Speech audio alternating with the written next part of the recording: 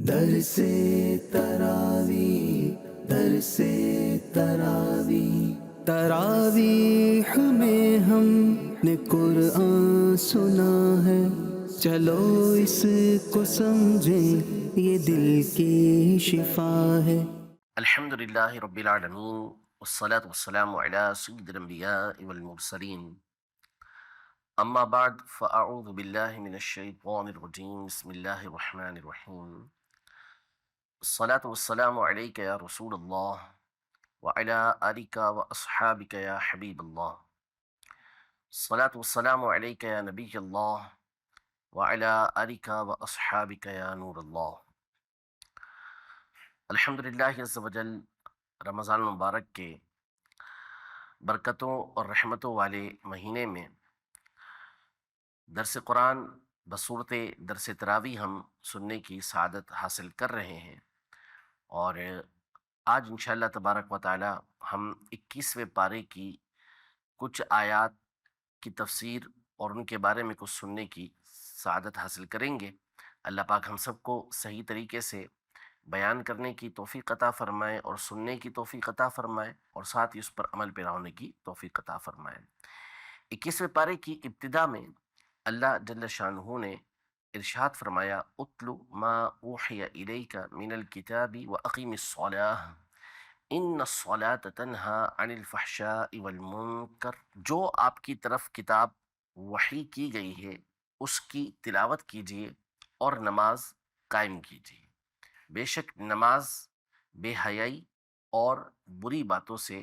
روکنے والی ہے۔ وَلَذِكْرُ اللَّهِ اکبر، اور اللہ کا ذکر یہ سب سے بڑھ کر ہے۔ وَاللَّهُ يَعْلَمُ مَا تَصْنَعُونَ، جو کچھ تم کرتے ہو اللہ اس کو جانتا ہے۔ اس آیت کریمہ میں اللہ پاک نے اپنے حبیب پاک صلی اللہ تعالیٰ علیہ وآلہ وسلم کو اس بات کا حکم ارشاد فرمایا کہ وہ قرآن مجید فرقان حمید کی تلاوت کریں، وہ کتاب کہ جو آپ کی طرف نازل کی گئی ہے، جو آپ کی طرف وحی کی گئی ہے، اس کی تلاوت کریں اور نماز کو قائم کریں۔ اس کی جو تفسیر ہے، علماء نے اس میں یہ ارشاد فرمایا کہ نبی پاک صلی اللہ تعالیٰ علیہ وآلہ وسلم کو پچھلی امتوں کے واقعات بیان کیے گئے کہ آپ اسے لوگوں کے سامنے بیان کر دیں۔ ان واقعات کو بیان کرنے کا اور ان قوموں کے ساتھ جو معاملات ہوئے کہ جنہوں نے اپنے انبیاء کرام علیہ السلام کو جھٹلایا، انبیاء کرام علیہ السلام کی رسالت کا انکار کیا، تو ان کے اوپر طرح طرح کے عذاب نازل ہوئے۔ لہذا وہ مشرکین مکہ، کفار مکہ کہ جو نبی پاک صلی اللہ علیہ وسلم پر ایمان نہیں لا رہے تھے اور نبی پاک صلی اللہ علیہ وسلم کی تکذیب کرتے تھے، آپ کو جھٹلاتے تھے،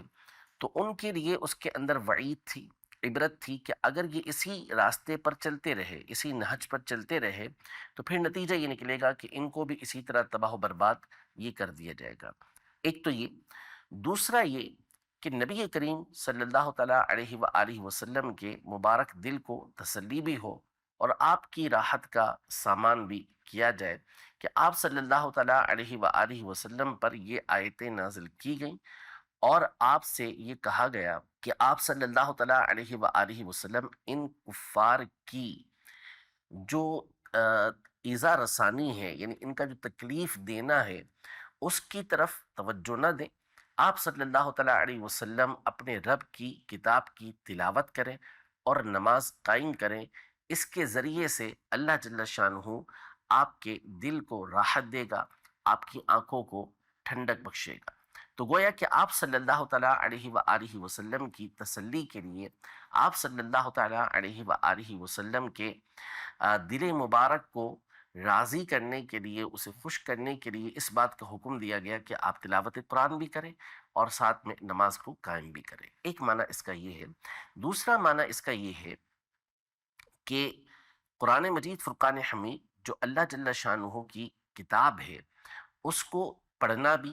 اس کی تلاوت کرنا بھی یہ اللہ کی عبادت ہے، اور نماز کو قائم کرنا بھی اللہ پاک کی عبادت ہے۔ تو آپ اللہ تبارک و تعالیٰ کی عبادت کیجئے اور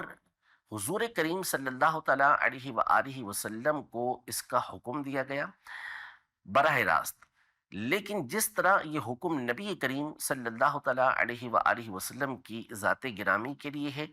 آپ کی وساطت سے یہ حکم ساری امت کے لیے ہے کہ وہ بھی قرآن مجید فرقان حمید کی تلاوت کرے اور نماز کو قائم کرے۔ یاد رکھیے کہ اہل ایمان پر قرآن مجید فرقان حمید کے کچھ حقوق ہیں، جن میں ایک حق علماء نے یہ ارشاد فرمایا کہ قرآن مجید فرقان حمید میں اللہ پاک نے اس بات کا حکم ارشاد فرمایا کہ ہم قرآن کی تلاوت کریں۔ ایک تو اسی مقام پر اتل ما اوحی الیک من الکتاب واقیم الصلاۃ، دوسرا اللہ تبارک و تعالی نے فرمایا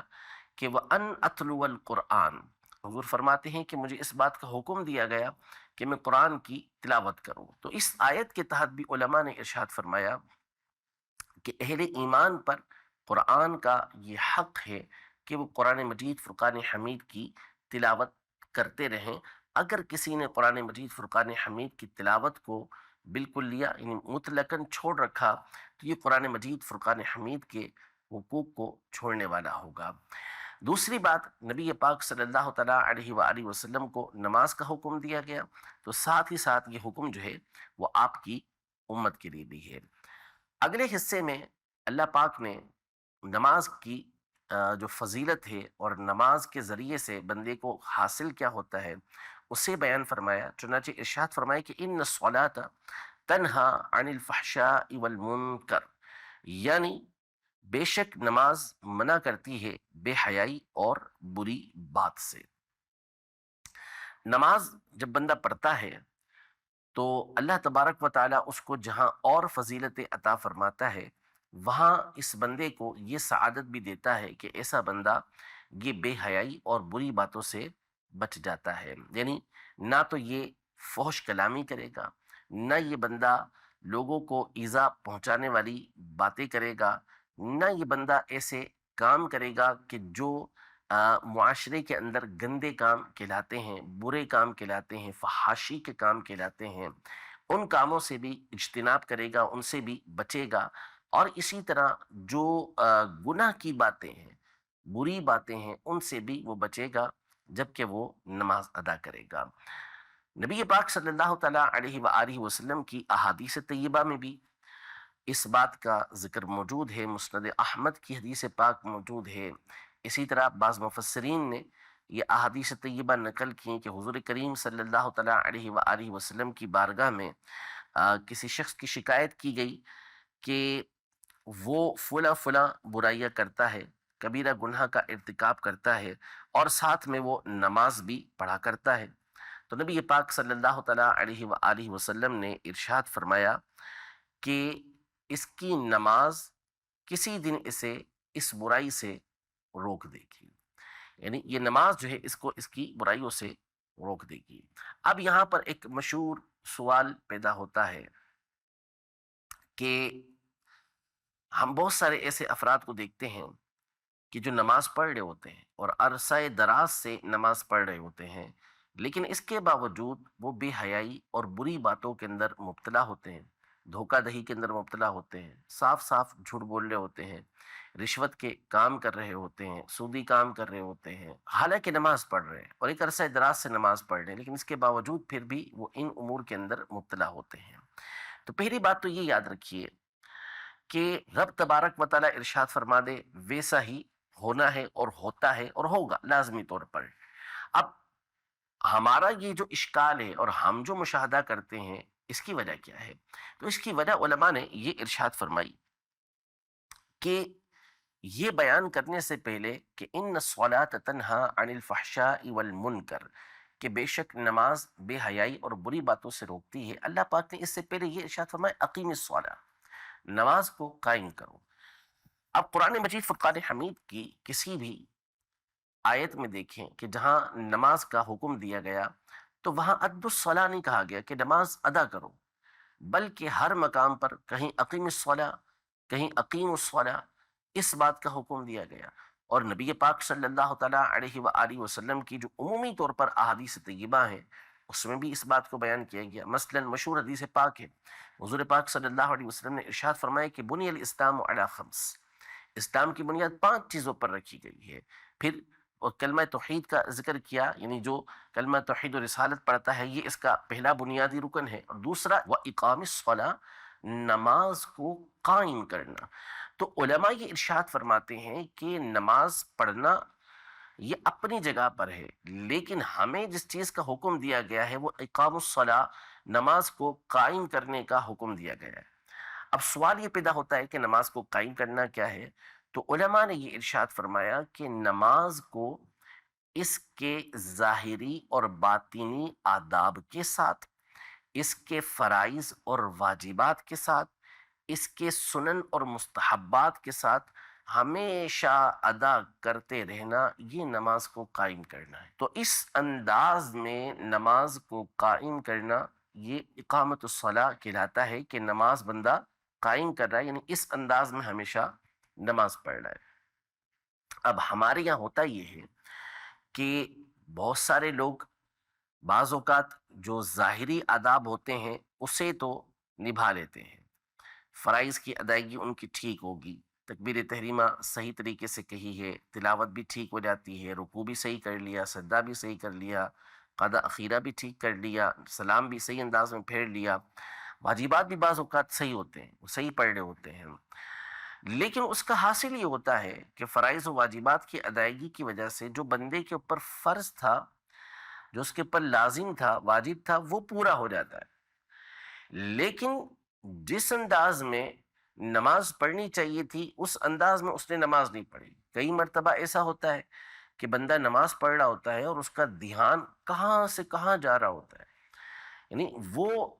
جس رب کی بارگاہ میں آیا ہے، نماز کی ابتدا سے انتہا تک بعض اوقات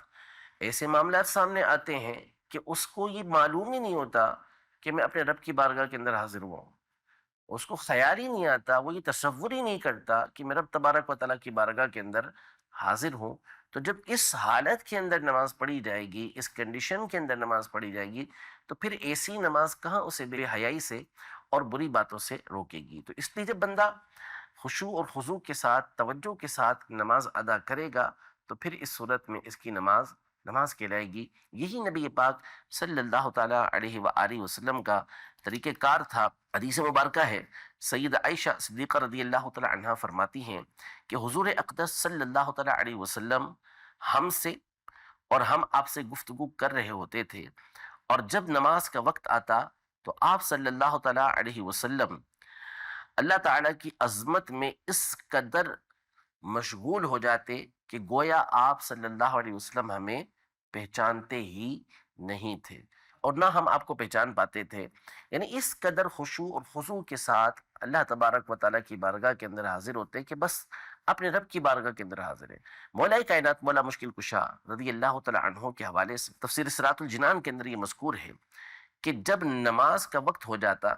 تو حضرت علی المرتضیٰ کرم اللہ تعالی وجہہ الکریم پر کپ کپاہٹ طاری ہو جاتی اور چہرے کا رنگ بدل جاتا. ایک دن کسی نے پوچھا، اے امیر المومنین آپ کو کیا ہوا؟ تو فرمایا اس امانت کی ادائیگی کا وقت آ گیا ہے جسے اللہ تعالی نے آسمانوں، زمین اور پہاڑوں پر پیش کیا، تو انہوں نے اسے اٹھانے سے معذرت کر لی اور اسے اٹھانے سے ڈر گئے. یہ انداز تھا مولا کائنات مولا مشکل کشا رضی اللہ تعالیٰ عنہ کا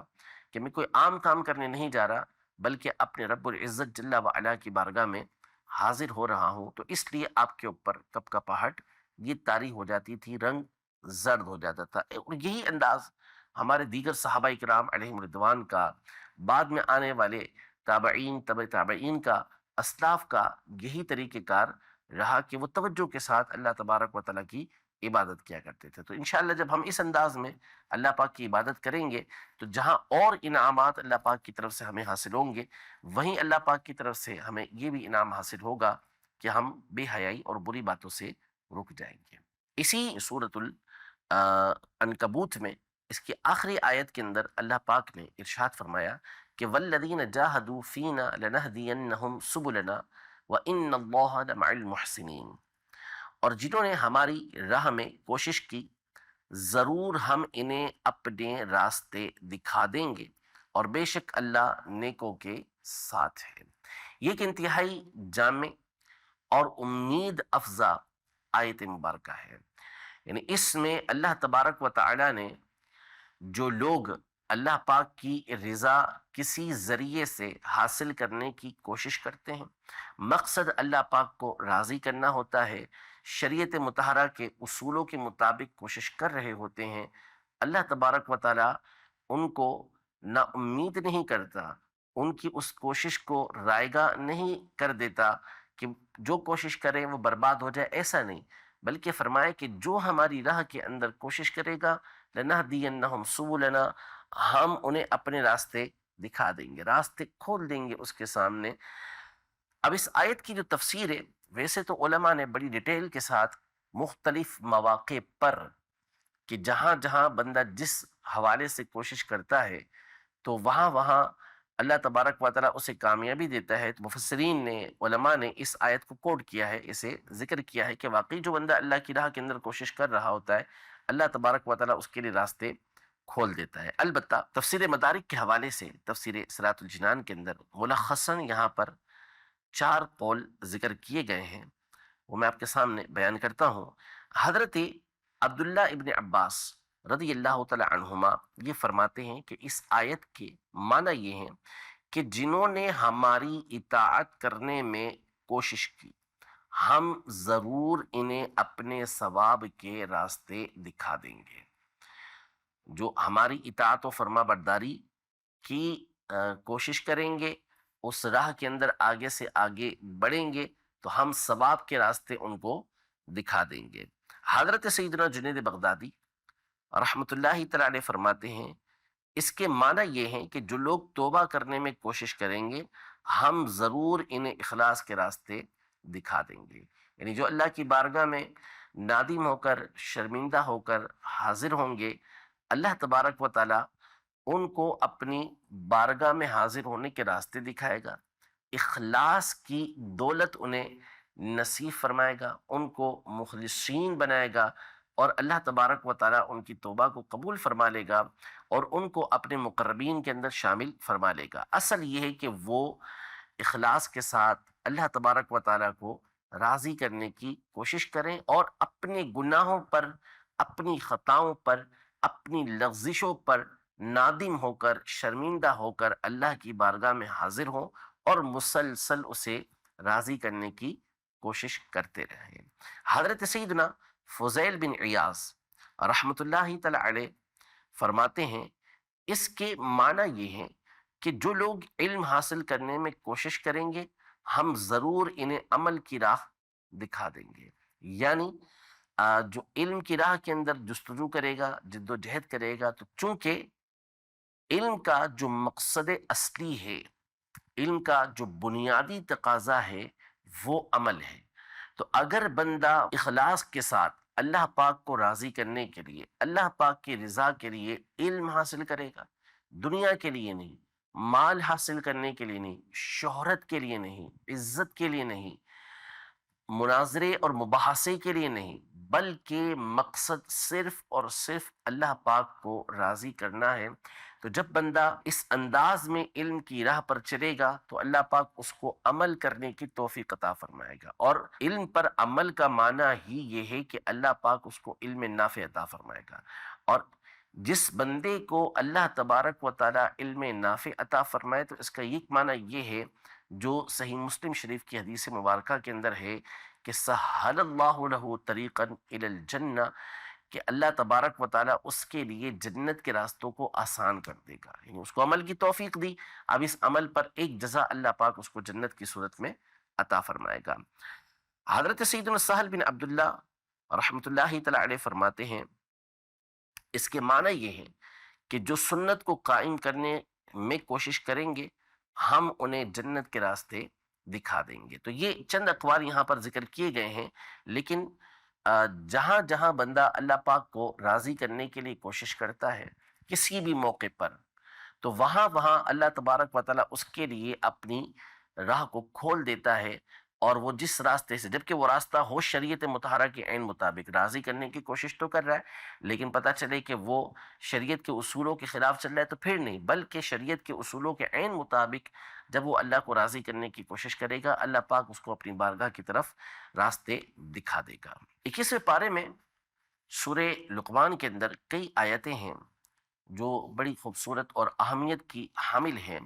ان میں سے ایک آیت کی تفسیر یہ سماعت فرمائیے کہ سیدنا لقمان رحمۃ اللہ تعالی علیہ، جو ایک دانا شخص گزرے ہیں، حکیم شخص، یعنی بڑے ذہین اور بڑی حکمت والی باتیں کرنے والے، لوگوں کو ہدایت کی طرف لانے والے فرد گزرے ہیں، ان کی کچھ حکمتوں کو اس مقام پر ذکر کیا گیا ہے۔ ان میں سے میں ایک آپ کے سامنے عرض کرتا ہوں جو بڑی اہمیت کی حامل ہے، کہ آپ نے اپنے بیٹے کو نصیحت کرتے ہوئے فرمایا کہ یا بنی لا تشرک باللہ ان الشرک لظلم عظیم، اے میرے بیٹے اللہ کا کسی کو شریک نہ کرنا، بے شک شرک بڑا ظلم ہے۔ شرک یہ سب سے بڑا جرم ہے، سب سے بڑا گناہ ہے۔ اللہ تبارک و تعالیٰ کے علاوہ کسی اور کو اللہ کی مثل سمجھنا، یہ سمجھنا کہ جیسے اللہ تبارک و تعالیٰ کی ذات ہے ویسے ہی کسی اور کی ذات ہے، جیسے اللہ پاک خود سے ہے، اس کو کوئی بنانے والا نہیں، اب کسی اور ذات کے لیے اس طرح سمجھنا تو یہ شرک ہے۔ اسی طرح اللہ تبارک و تعالیٰ کے علاوہ کسی اور کو عبادت کے لائق سمجھنا، اس کو مستحق عبادت سمجھنا، یہ شرک ہے۔ یہ تعریفیں جو ہیں یہ اکابر ائمہ نے، متقدمین نے صدیوں پہلے اپنی کتابوں کے اندر ذکر کی ہیں کہ شرک کا معنی یہ ہے کہ اللہ تبارک و تعالیٰ کی مثل کسی ذات کو سمجھنا یا اللہ تبارک و تعالیٰ کے علاوہ کسی اور کو عبادت کے لائق سمجھنا۔ تو شرک ایک ایسا ظلم ہے اور ایک ایسا گناہ ہے جس کے بارے میں قرآن مجید فرقان حمید میں اللہ جل شانہ نے یہ ارشاد فرمایا، ان اللہ لا یغفر ان یشرک بہ ویغفر ما دون ذلک لمن یشاء، کہ بے شک اللہ پاک اس کو نہیں بخشے گا کہ اس کے ساتھ کسی کو شریک کیا جائے۔ شرک یا بمانا کفر ہے کہ اس کے ساتھ شرک کیا جائے یا اس کا انکار کیا جائے۔ ہاں، شرک کے علاوہ، کفر کے علاوہ جو اس سے نیچے کے گناہ ہیں، اللہ تبارک و تعالیٰ اس میں سے جس کو چاہے گا معاف فرما دے گا۔ یعنی اگر کوئی شخص شرک و کفر کے اوپر مر گیا، اس کی اللہ پاک مغفرت نہیں فرمائے گا، یہ اٹل فیصلہ اس نے فرما دیا۔ ہاں، اس کے علاوہ اگر کوئی دوسرا گناہ کرتا ہے، قیامت کے دن اللہ کی بارگاہ میں حاضر ہوتا ہے، اللہ پاک چاہے گا تو اس کو معاف فرما دے گا، چاہے گا تو اس پر اس کو سزا دے گا۔ ہاں، دنیا میں اگر کوئی بندہ شرک و کفر سے توبہ کر لیتا ہے تو دنیا میں توبہ کے دروازے کھلے ہوئے ہیں۔ موت یعنی نزا کا عالم طاری ہونے سے پہلے پہلے، جان جب تک حلق کے اندر نہ آ جائے، اس وقت سے پہلے پہلے تک بندہ اللہ کی بارگاہ میں اگر توبہ کر لے، اللہ پاک اس کی توبہ کو قبول فرما لیتا ہے۔ تو اگر اس میں شرک و کفر سے بھی توبہ کر لی تو اس کو بھی اللہ پاک معاف فرما دے گا۔ لیکن یہ یاد رکھیے کہ شرک یہ ایسا جرم ہے کہ جس کی وعید آپ نے سن لی، لیکن جس طرح شرک کرنا یہ جرم ہے، یوں ہی مسلمانوں کے اوپر شرک کا حکم لگانا، شرک کا فتویٰ لگانا، یہ بھی ایک بہت بڑا جرم ہے۔ یعنی بلا تحقیق، بلا کسی وجہ کے اگر کوئی کسی کے اوپر شرک کا حکم لگا دیتا ہے تو یہ بہت بڑی وعید ہے۔ بلکہ حدیث پاک جو صحیح بخاری شریف کے اندر موجود ہے کہ اگر کسی نے کسی دوسرے کو کافر کہا، بلا تعویل کافر کہا، اور اس کے اندر کفر والی کوئی بات موجود نہیں تھی، تو لوٹ کر اس کہنے والے کے اوپر وہ کفر آئے گا۔ تو اس لیے بعض لوگ یہ بسا اوقات شرک کا پورا کارخانہ لگائے بیٹھے ہوتے ہیں اور مشین گنیں اس کی چلا رہے ہوتے ہیں، تو یہ نہ ہو۔ اب شرک کی تعریف کو پیش نظر رکھیں، کوئی مسلمان جو جاہل سے جاہل تر بھی ہوگا، وہ کبھی بھی اس بات کا اعتقاد نہیں رکھتا کہ اللہ کے علاوہ کسی اور کو وہ عبادت کے لائق سمجھے، حتیٰ کہ اللہ کی مخلوق میں سب سے معظم، سب سے مکرم، سب سے معزز، سب سے مؤقر، سب سے محبوب ہستی یہ حضور کریم صلی اللہ تعالیٰ علیہ وآلہ وسلم کی ذات گرامی ہے، لیکن کوئی مسلمان بھی نبی پاک صلی اللہ تعالیٰ علیہ وسلم کی عبادت کا قائل نہیں، نہ عبادت کرتا ہے نہ عبادت کا قائل ہے، کبھی کوئی عبادت نہیں کرتا نبی پاک صلی اللہ علیہ وسلم کی، اور نہ ہی نبی پاک صلی اللہ تعالیٰ علیہ وسلم جیسی عظیم ہستی کو اللہ کے برابر سمجھتا ہے، نہیں، ممکن ہی نہیں۔ تو اس لیے شرک کی تعریف یہ پیش نظر ہونی چاہیے کہ شرک کہتے کس کو ہیں، اللہ کے علاوہ کسی اور کو عبادت کے لائق سمجھنا، یا اللہ کی طرح کسی اور کو واجب الوجود سمجھنا، اللہ کی مثل کسی کو سمجھنا، یہ ہوتا ہے۔ تو اگر کوئی کسی کو مدد کے لیے پکارتا ہے، کوئی مزار پر جاتا ہے، کوئی وسیلہ پیش کرتا ہے، تو یہ کوئی شرک نہیں ہے۔ 12ویں منا لینا، 11ویں منا لینا، ان چیزوں کے اوپر شرک کا حکم لگانا یہ بہت ہی زیادہ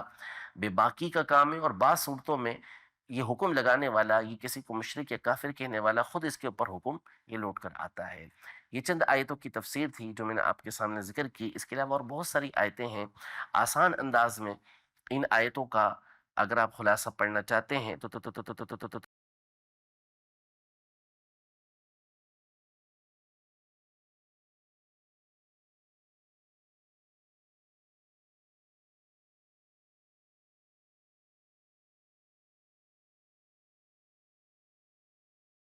در سے تراوی، در سے تراوی، تراویح میں ہم نے قرآن سنا ہے، چلو اس کو سمجھیں یہ دل کی شفا ہے۔